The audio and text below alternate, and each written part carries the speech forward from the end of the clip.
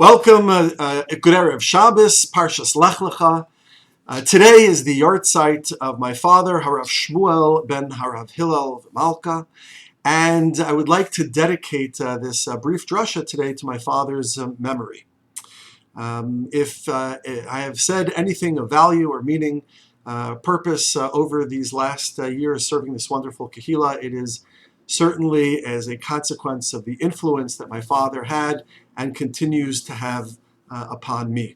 May his neshama have an aliyah and his memory be a blessing.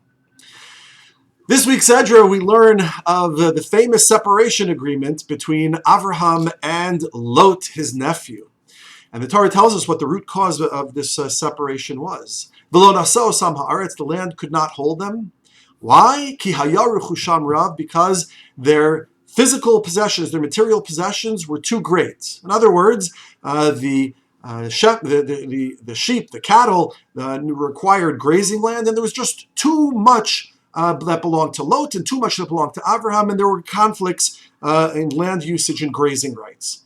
And so therefore, the land could not sustain them, the land could not hold them both in peace and harmony.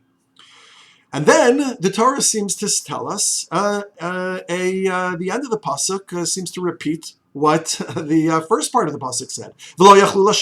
They couldn't dwell together, they couldn't live together. So it seems to be an entirely repetitious statement. The land couldn't hold them because their material possessions were too great, and they couldn't live together. Well, that's why they couldn't live together, because their material possessions were too great, and so that's why they were separating. The Malbim, however, says that these are two independent reasons, two separate reasons. Number one is the physical, material dispute and conflict, and as a consequence, the land just was too small to bear them both. But there was a second reason, that is, v'lo yachlu lasheves yachdav.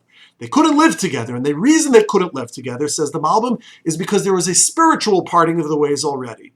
Ki Lot hischil hispared mideos Avraham min hagav. Avram had brought in Lot, and they shared a certain commitment, certain shared values, a certain common language, and now Lot began to peel away from that. And Lot no longer showed fidelity to the ways of Avraham, to the morals of Avraham, to the ethics of Avraham, to the principles, to the values of Avraham. And therefore, the shared principles, the shared values, the common language and common culture began to peel away and to disintegrate. And when we do not have a shared and common language, then it doesn't really make a difference how big the space is. It's hard to live together because we're just talking across one another. We're not talking with each other because each of us is coming from such a radically different perspective. It's just impossible to communicate. And it's impossible to live and dwell together, because there has to be some basic shared, a foundation of basic shared values and common language. And so says the Malbim that this was the problem. And of course, I think that this is a point which is entirely relevant as in the election season that we are in, and as the elections come to a close, hopefully this coming Tuesday. But more broadly, we are living in such a toxic environment in which individuals feel that they have no shared common values with people of an opposing viewpoint. And as a consequence, it doesn't make a difference how big this country might be. If we come at it from that perspective, lo yachlu lashavas yachdav, we're not going to be able to live together, even though physically there's plenty of room. And we have to find the way out of that toxicity. Not v'lo yachlu lashavas yachdav, can't live together, but how to figure out a way to live together. And perhaps there is a hint to that in the very next story in the Sedra. And that is that even though Avraham and Lot do in fact have a separation agreement, Avraham never stopped loving Lot. From Avraham's perspective, remember the Malbim says, it was Lot that peeled away from the shared common values of Avraham. But Avraham never stopped having a commitment to Lot as a human being, as a member of his family, and somebody worth loving and being committed and sacrificing for. Because the very next story is Avraham finding out that Lot had been taken captive, and he puts his life on the line to save his nephew. V'lo yachol hashavas yachdav. They had lost a shared value system. But Avram never gave up on Lot, and Avram never gave up loving him. And perhaps that is the prescription for how to undo the lo yachlu hashavas yachdav problem. The Malbim, however, says something else in addition.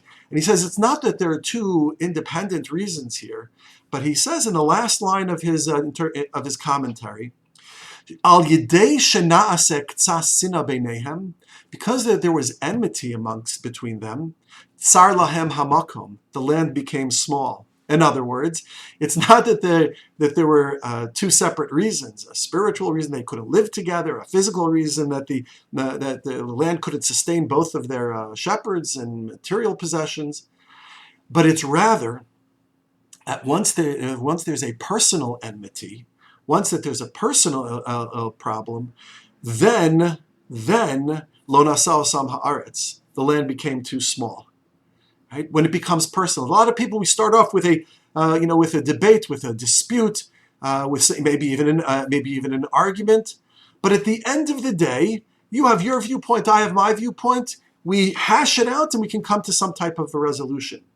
But when it becomes personal, when it devolves into hatred of one another, then it becomes virtually impossible to resolve the debate. As Rabbi Frand has pointed out, Ki hayarechu sham rav, the land was not able to sustain them because they had a dispute over grazing rights. And that's a legitimate dispute. You have your view, I have my view. I think you're wrong, you think I'm wrong. Okay, we figure it out, and we see how best to resolve it. That's a debate over an issue, over even an issue which we might have strong feelings about, because I think that I've been wronged and you think maybe you've been wrong. But at the end of the day, it's an issue around which we have a dispute. But then it devolves into lo yachol hashavas yachdav, when it becomes personal. When you are wrong because you are evil in my eyes. When I am wrong because I am unredeemable in your eyes, then lo yachol hashavas yachdav, I can't even live together. It becomes impossible to resolve the original dispute. And so often, instead of maintaining ourselves on the dispute level of a legitimate debate and legitimate rights and legitimate issues, right? I think you've wronged me, you think I've wronged you. I think the policy should be X, you think the policy should be Y.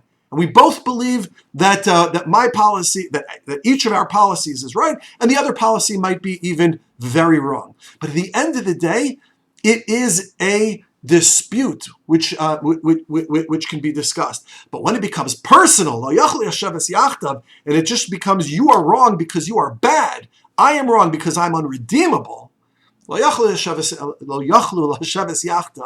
can't live together. Nothing can. There's no amount of space that can resolve that. And hence, Avraham and Lot not just had to share space in a more amicable way; they had to entirely separate from one another. It seems to me that during these very, very challenging times, even more challenging election season, which always brings out passions among people. This time, it's even more so than in recent memory. And given the fact that we also have the anxieties and the pressures of managing the corona pandemic, and especially those of us who are in a red zone, having even more anxieties and more stresses, which makes it harder for us to be able to accommodate a person with an opposing view. It just all the elements, the recipe is there to demonize the other and to make no room for the other. And perhaps the story of Avraham and Lot ends in the right way, in this sense, that although they find a separation agreement, as I said, Avraham never gives up on Lot, and Avraham continues to love him, and Avraham will sacrifice for him. And perhaps if we focus on each other's humanity and what we find in common, and how we can be there for one another, then the other disputes will take on more proportion, or a more appropriate proportion, and maybe we might even find a way to live with one another, even if we cannot convince one another. Have a good Shabbos, and may HaKadosh Baruch Hu, may this Shabbos bring us great peace and great rest and Shalom al Yisrael and on this great nation in which we live. Good job.